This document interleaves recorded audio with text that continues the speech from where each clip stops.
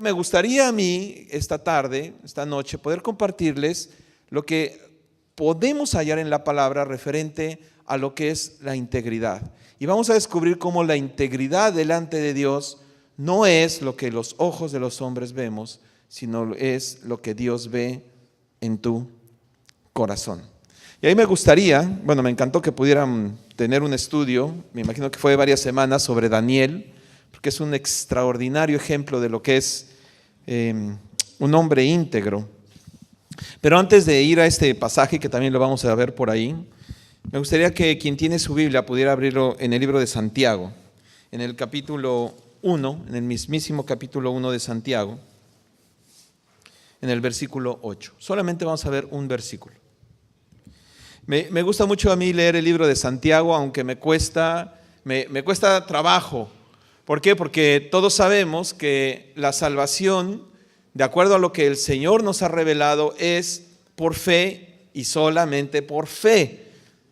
Por gracia del Señor, mediante la fe que tenemos en Cristo Jesús. Tampoco es fe en fe, es fe en la persona de Cristo Jesús como nuestro Señor y Salvador. Y el libro de Santiago habla de obras. Y es que el libro de Santiago no habla mucho de cómo alcanzar la salvación, sino cómo se vive una vez que eres salvo. Es que si encuentras, al igual de repente que yo, algunos versículos o algunas partes complicadas de entender en Santiago, porque Santiago es un hombre muy práctico, ¿no? Y él te dice, muestra con lo que eres, muestra lo que tienes dentro. Pero en el versículo 8, que vamos a tratar en esta ocasión, él habla podría ser incluso un caso médico, ¿no? Un caso o para la psiquiatría, y es un caso cuando la mente se tiene dividida. ¿Conoces a alguien así? ¿Conoces a alguien que tiene la mente partida en dos? Mira lo que dice Santiago 1:8. El hombre de doble ánimo es inconstante en todos sus caminos. Lo voy a leer nuevamente. El hombre de doble ánimo es inconstante en todos sus caminos. ¿Alguien tiene otra versión que no sea Reina Valera 60? ¿Alguien tiene otra versión? ¿Nueva versión internacional? ¿90? ¿No? ¿Nadie? ¿Alguien tiene Biblia? Ahí están. Miren, es increíble que la mayoría de las versiones que se tratan en español, o que están en español, todas usan la misma palabra, un hombre de doble ánimo. Y lo más impresionante es que si tú buscaras en el original, en el griego, esta palabra, doble ánimo, es única. No aparece una sola vez en todo el Nuevo Testamento. Parece que Santiago, además, la acuñó, o sea, la inventó o la creó. El hombre de doble ánimo es inconstante en todos sus caminos. Entonces, ¿quién es una persona de doble ánimo? ¿Qué es una persona de doble ánimo?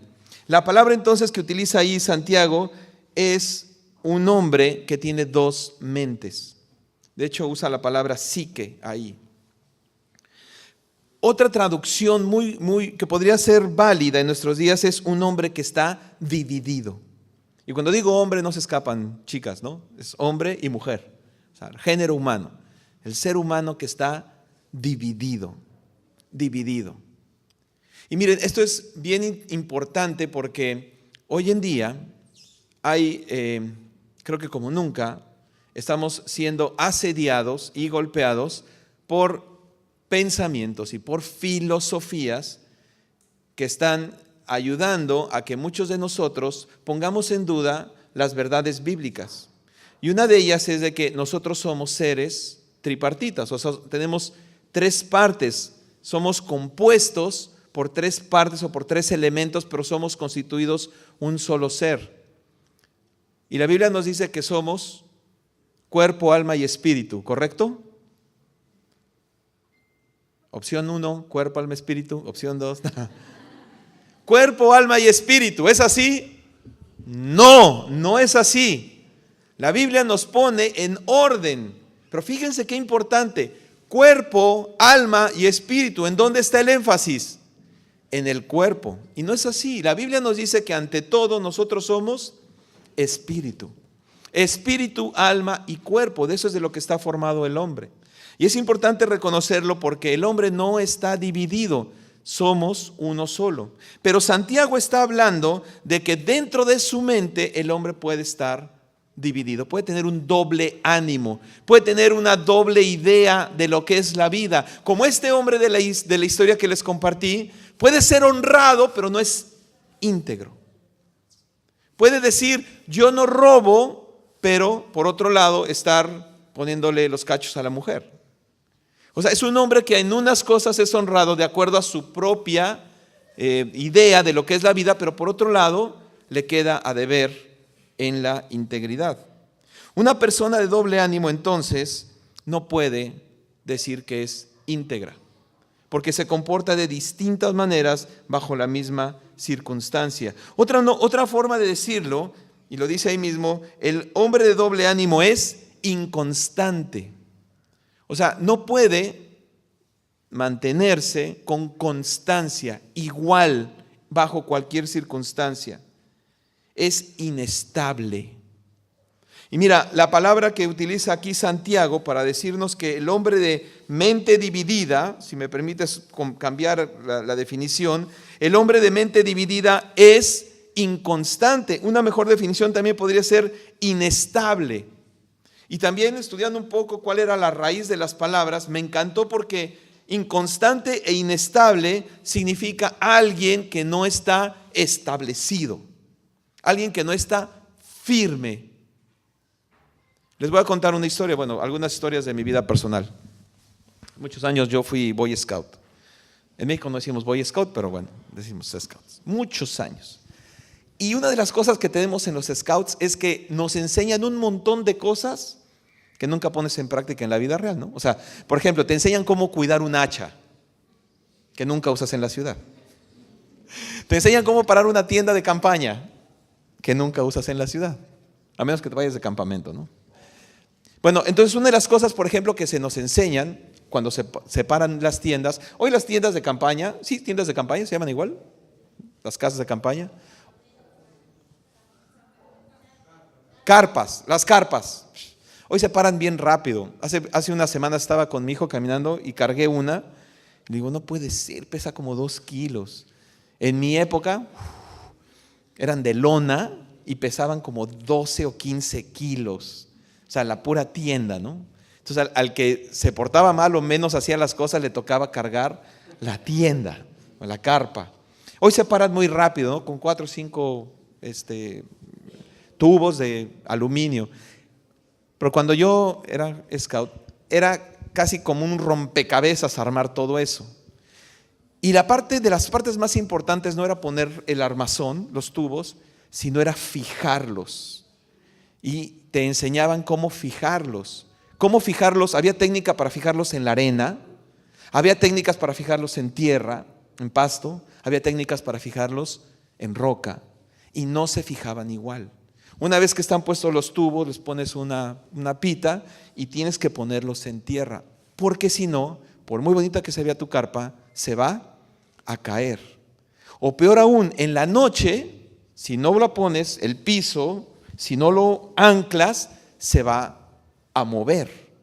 Se va a mover. Y esa es la idea de la palabra que está usando Santiago. El hombre de doble mente o de doble ánimo es alguien que no está fijo. Es alguien que le da lo mismo robar que poner los cachos. Que le da lo mismo portarse bien en la iglesia, pero durante la semana en la universidad ser otra persona. Le da lo mismo venir a alabar y con los mismos labios durante la semana proferir obscenidades o mentir. O matar a otras personas con sus propias palabras. Con unos pensamientos busca la santidad y con otros pensamientos adora la corrupción. Entonces no está fijo. El hombre de doble ánimo, el hombre que no puede ser íntegro, es porque no está fijo. Ahora yo te pregunto, ¿tu vida en qué está puesta en fijo?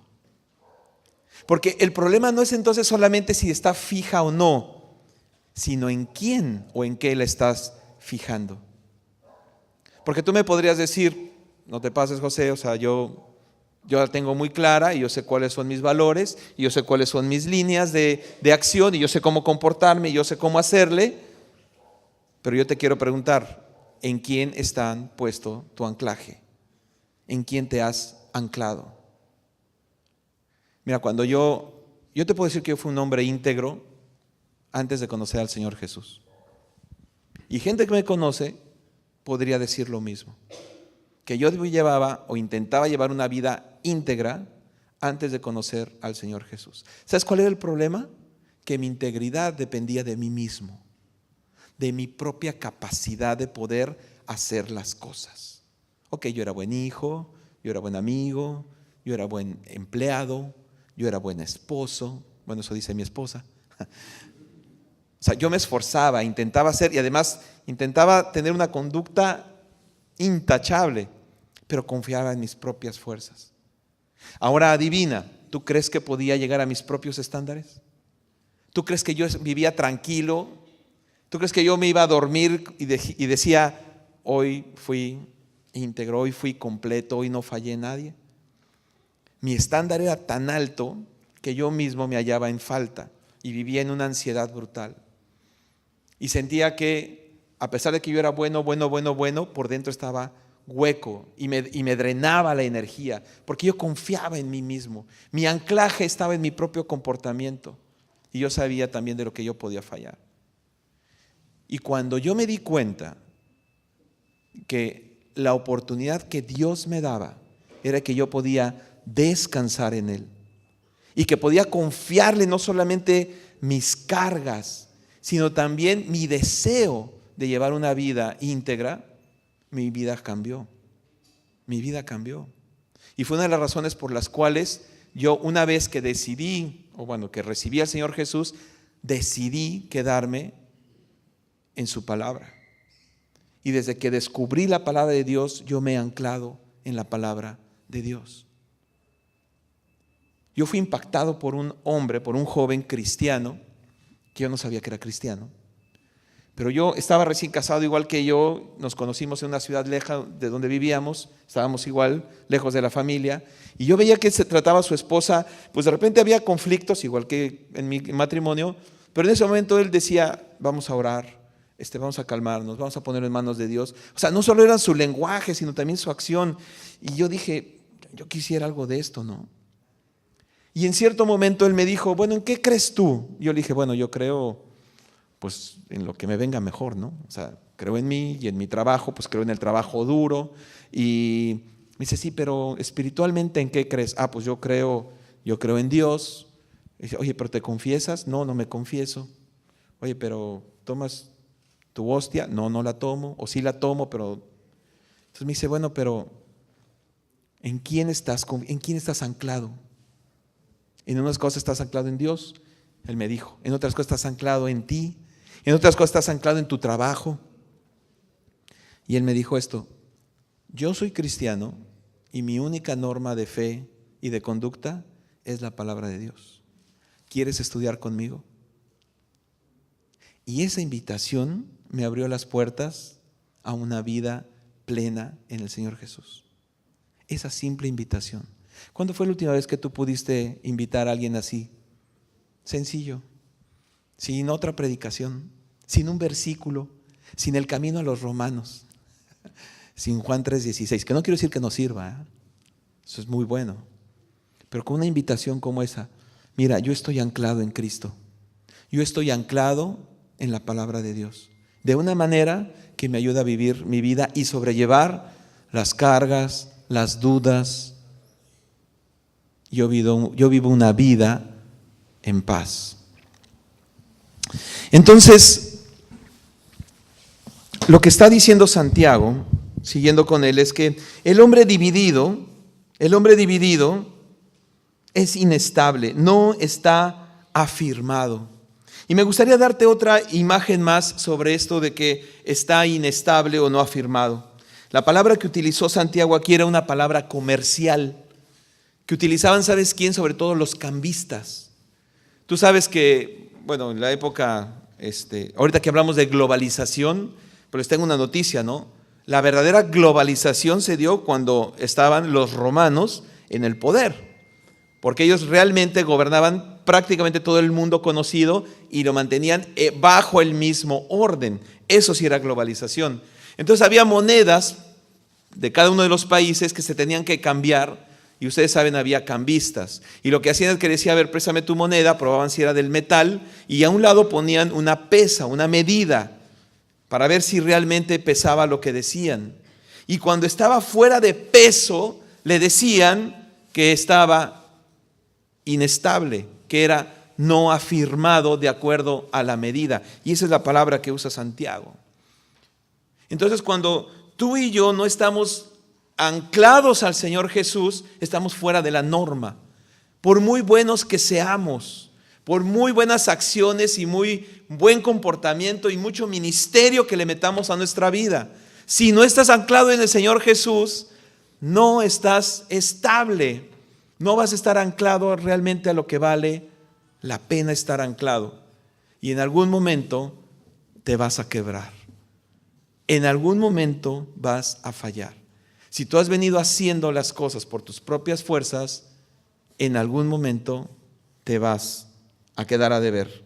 Y vas a ser, como lo dice Santiago, vas a ser inestable. Y mira la consecuencia. El tercer punto ahí, ¿no? El hombre de doble ánimo es inconstante. No dice en algunos de sus caminos, dice en todos sus caminos, en todos sus caminos.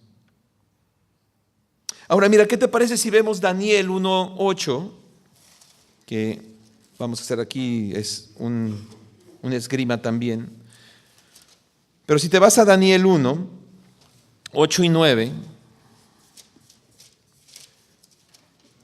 y este pasaje es bien conocido, porque si tú recuerdas la historia de Daniel, Daniel es llevado, su ciudad, Jerusalén, es saqueada, y Daniel junto con otros jóvenes es escogido y es llevado a otra provincia.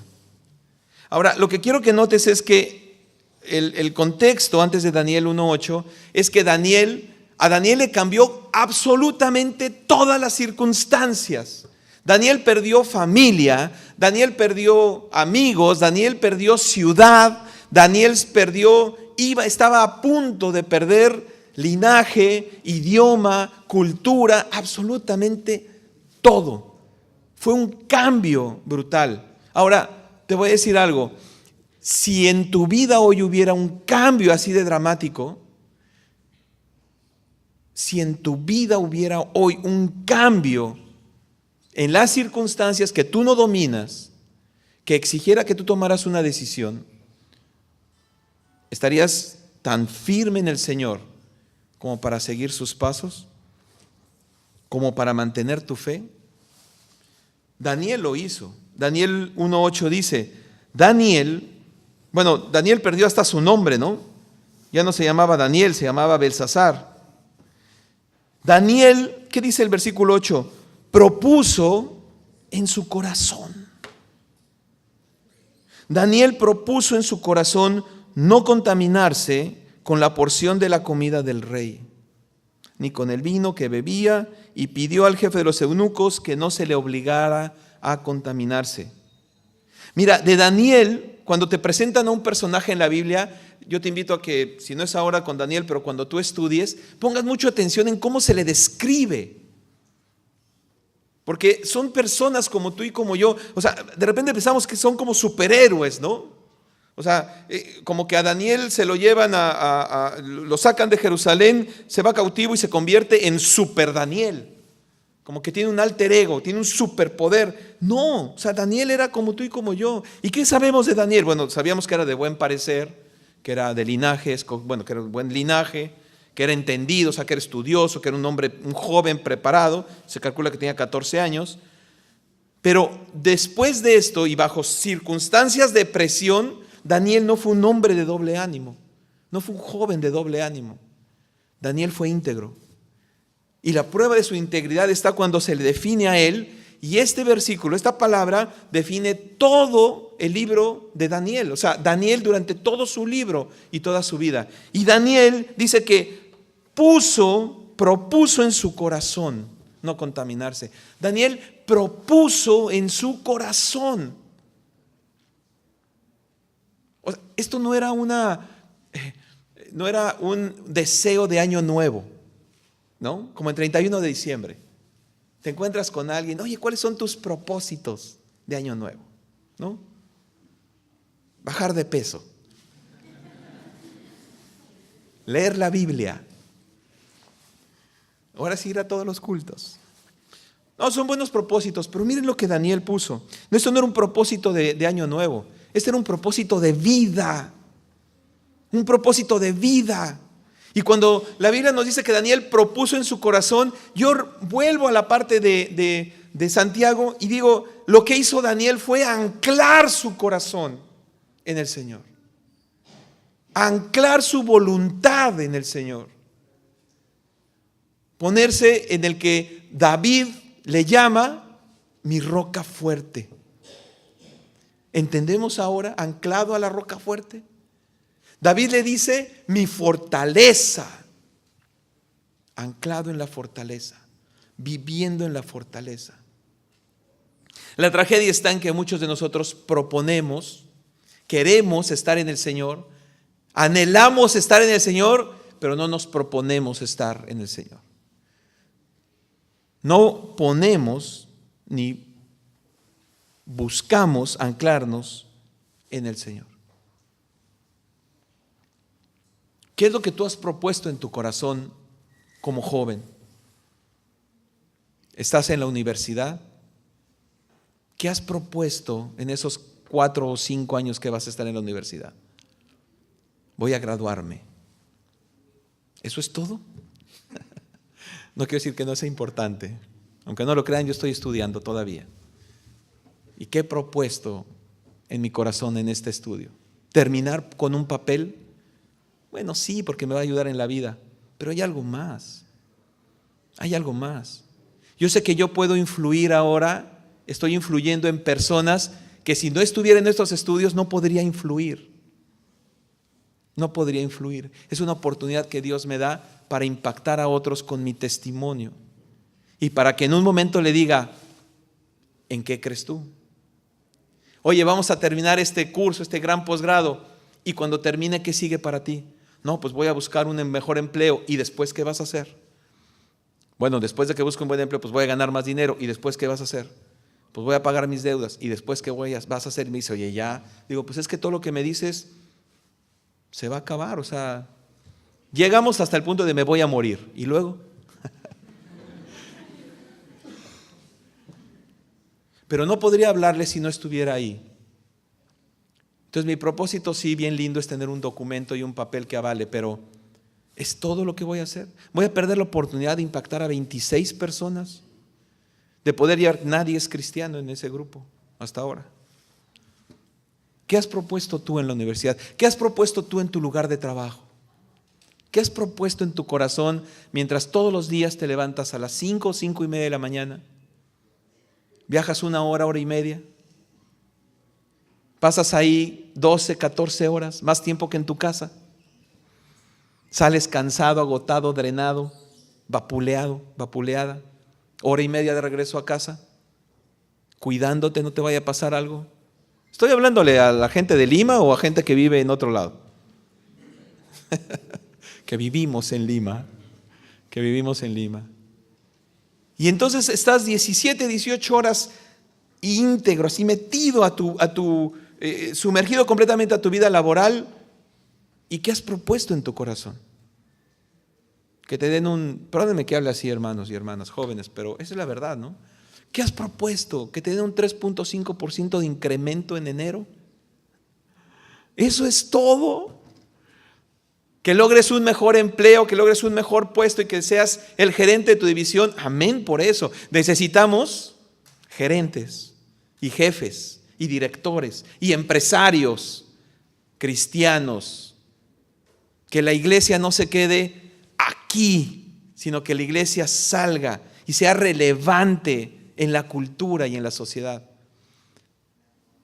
Necesitamos gente como tú que sea relevante en el lugar en donde Dios le ha puesto. ¿Qué has propuesto en tu corazón mientras estás en tu trabajo? ¿Has pensado la maravillosa oportunidad de llevar a la persona que está a tu lado a los pies del Señor? Ok, concedo que no tengas la facilidad de palabra, de compartir la palabra. ¿Has orado por ellos? ¿Escuchas la historia de la persona que está a tu lado en el trabajo? ¿Sabes prácticamente toda su vida? Tal vez sabes tú más de su vida que lo que sabe alguien en su casa. Eso es real. Y le has dicho, voy a orar por ti. No en un acto religioso, de corazón y sincero. ¿Qué has propuesto en tu corazón? Hay tantas oportunidades, mis hermanos. Si nos anclamos al Señor Jesús, vamos a tener la oportunidad de verlas. ¿Y por qué no lo hacemos? Aquí el problema, hermanos, si pasamos de la psiquiatría, de pensar que es un problema de mente dividida, vamos a pasar a un problema cardíaco o de cardiología. Porque el problema no empieza en la mente. En la mente es en donde se refleja. En tu actuar y en tu ser dividido es en donde se refleja. Pero el origen está en tu corazón. Por eso es que lo que podemos escuchar de Daniel es que Daniel no propuso en su mente, ¿cierto? No propuso en su mente no contaminarse. Si Daniel hubiera puesto en su mente no contaminarse, creo que 2 versículos después se acaba el libro. Y no hubiera usado el Señor a Daniel de la manera en que lo hizo. ¿Has leído bien toda la historia de Daniel? Daniel junto con José me parece que son de las personas que más alto grado, posición en el mundo han alcanzado, siendo hijos de Dios. En su momento, en los 2 grandes imperios que han existido en su momento, ¿no? O sea, José en Egipto, todos le rendían a él cuentas por su integridad. Y de Daniel de la misma manera. Todos los sátrapas le rendían a él cuentas. Todos los gobernadores, todos los sabios, todos los magos, todos le rendían a él cuentas. Porque Daniel propuso no en su mente, sino en su corazón. Entonces, no es un tema de mente, es un tema de corazón. Dios es un experto trabajando en corazones. Es el mejor cardiólogo que conozco. Es un experto tocando corazones, conociéndolos, sabiendo exactamente en dónde está la falla.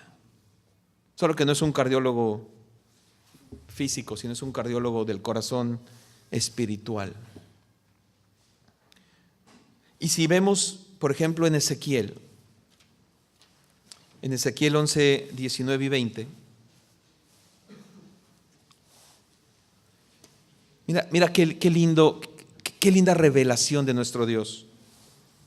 Acá hay una promesa que es una promesa para Israel.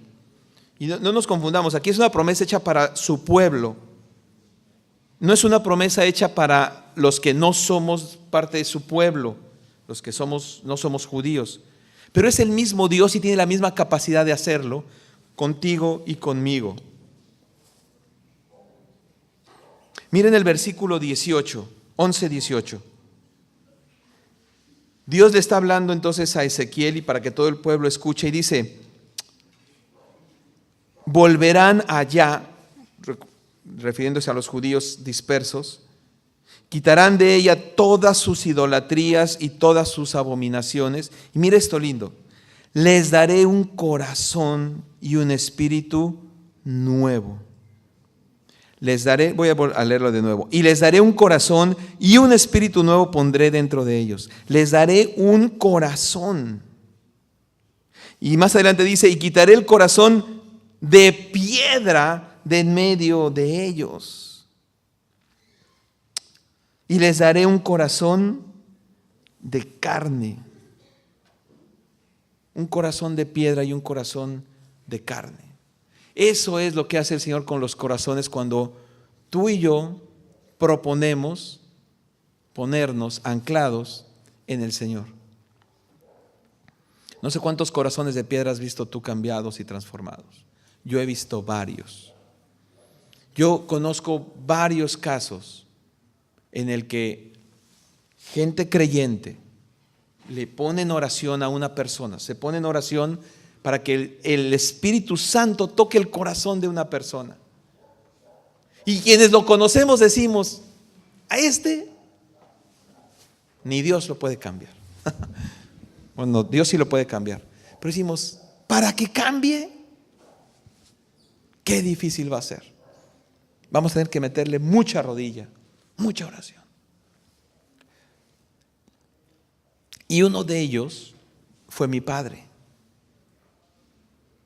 Y mi padre, cualquiera que haya sido su historia, era un hombre de mente dividida. Era un hombre que religiosamente buscaba a Dios, pero que su comportamiento no era íntegro, tenía fallas. Y cuando tenía casi 70 años, mi esposa lo discipuló, porque llegamos a vivir a la Ciudad de México, tuvimos que pasar un tiempo con ellos, y Claudia, mi esposa, estaba embarazada de mi primera hija. Entonces se quedaba en casa de mis papás los domingos en la tarde mientras yo arrancaba a trabajar en misiones. Y Claudia, al segundo domingo de estar viendo televisión con ellos, les dijo, hasta acá nomás yo voy a estudiar la Biblia. Si quieren, estén conmigo. Y mi papá era un hombre religioso 2 veces al año, ¿no? El 24 y el 31 de diciembre. Ahí nomás, hasta ahí quedaba. Y Claudia empezó, mi esposa, a estudiar con ellos. Y mis 2 padres son discípulos de mi esposa. Mi mamá entendió muy rápido el mensaje. Ella había pasado por una enfermedad muy grave muchos años atrás, cuando yo era muy chico. Y ella recordó que ya le habían hablado del Señor y aceptó al Señor. Pero mi papá no decía que no, pero tampoco mostraba un cambio. Unos pocos meses después falleció su hermano. Una situación un poco extraña, mi tío. Y mi papá cuenta que ahí fue cuando Dios le habló. Porque mi papá sintió muy cerca la muerte. Y Dios terminó de hablarle y Dios cambió su corazón. Y yo no lo creía. Pero no lo creía por lo que él decía, sino ya no lo creía por lo que yo veía. Por cómo yo veía a mi padre totalmente renovado, transformado, no cambiado. ¿Me escucharon? No cambiado, transformado. Unos años después, 7 años después, mi papá cayó con cáncer y en un mes falleció. Sus últimos 2 días estuvo totalmente inconsciente, porque su cuerpo se llenó de gases que lo adormecían. Y tenía momentos de lucidez, un par de segundos y volvía a caer. Y cuando ya estaba bastante demacrado y notábamos y pensábamos que ya iba a ser el último momento que lo íbamos a tener juntos, yo me acerqué y estaba orando y había leído con él la Biblia y daba palabras de aliento, pero le dije, papá, descansa, ya no temas. Y mi padre abrió los ojos y dijo, no temo, tengo fe. Y bueno, esas fueron las últimas palabras de mi padre.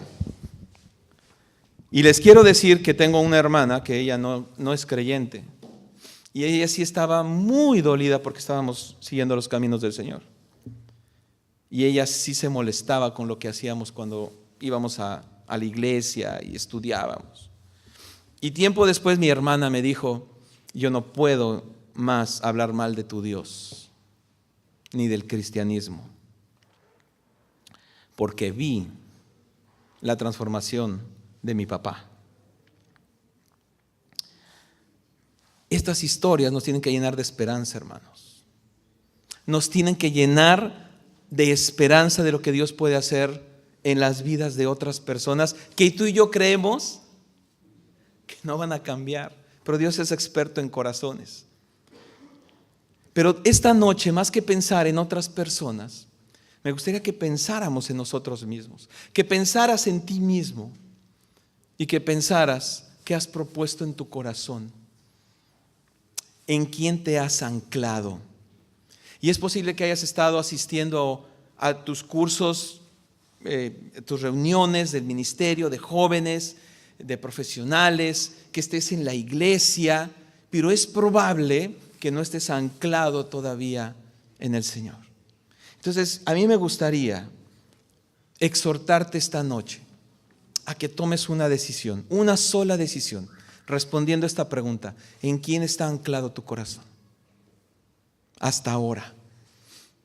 Posiblemente eres creyente, quizá lo anhelo, confío en el Señor, en que hayas recibido a Jesucristo como tu Señor y Salvador. Pero ya como creyente, ¿en quién está anclado tu corazón? ¿En quién está puesta tu confianza? ¿Tienes una mente dividida? ¿O tu mente está totalmente renovada y transformada por el Señor Jesús? ¿Qué te parece si oramos juntos? Vamos a orar por varios motivos.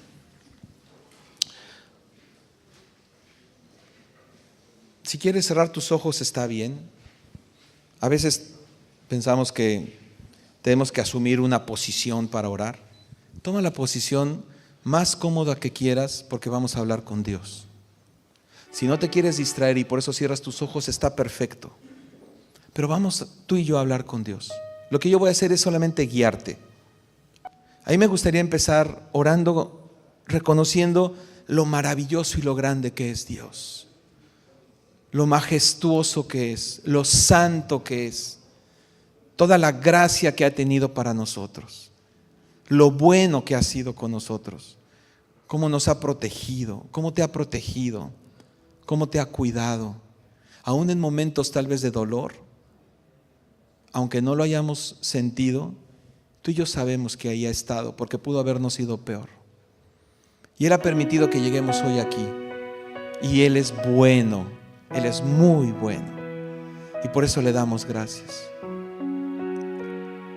Ahora, habemos algunas personas aquí que sabemos que Jesucristo es nuestro Señor y Salvador. Lo sabemos, lo creemos, lo sentimos, lo recordamos todos los días.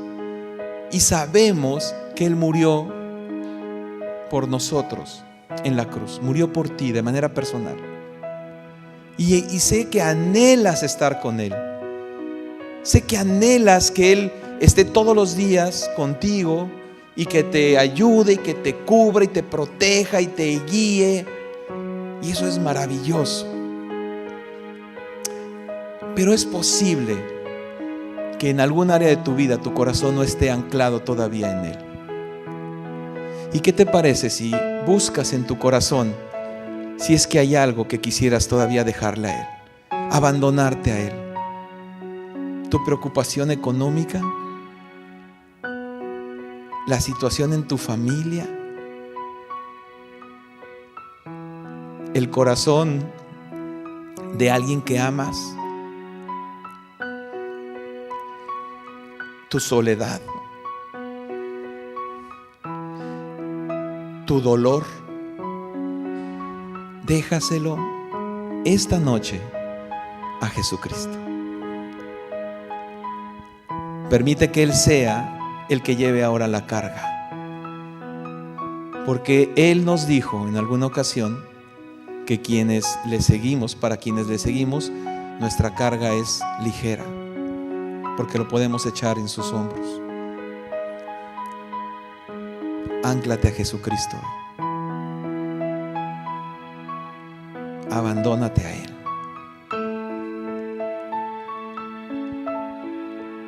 Y ¿sabes qué? Gózate. Llénate de gozo por lo que Él va a hacer en tu vida.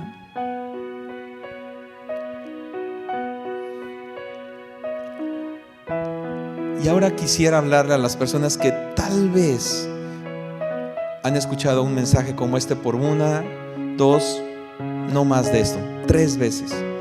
y que es posible que todavía no hayan tomado esta profesión de fe, no hayan decidido creerle en todo a Jesús. No creer que haya un Dios, sino creerle a Dios y creerle que Él fue el que envió a su único Hijo, a Jesucristo, para morir por ti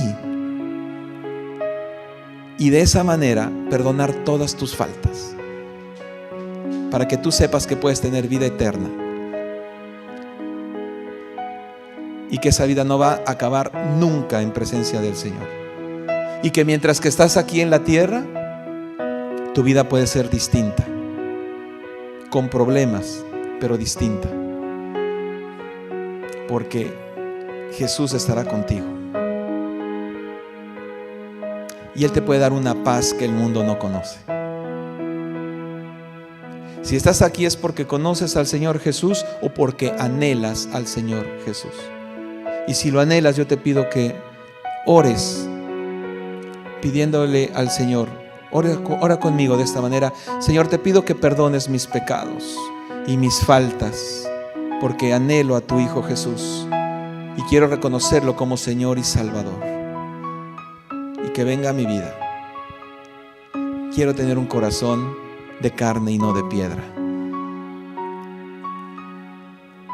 Haz maravillas en mi vida.